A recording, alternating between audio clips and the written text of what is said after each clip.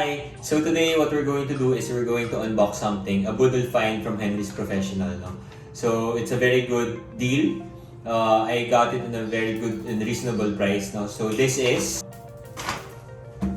Insta360 X2. Insta1 X2. So originally it's priced $24,999 as it is, ito lang. Pero with what Henry's offering right now, until August 31, it comes with the selfie stick and a 32GB SD card. No, this is actually priced $770. This is priced 800 pesos.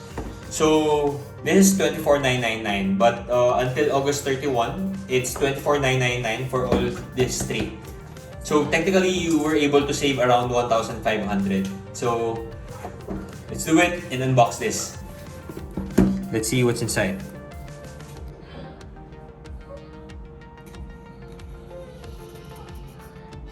Nice! Okay, so what's in the box? Oh,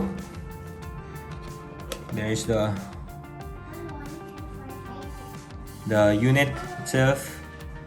We'll take the tanggalin natin yan mamaya. Move. We have some accessory bag in it. Here. What's inside? How do you open this? Oh, a box within the box. Unboxing the unbox. So we have here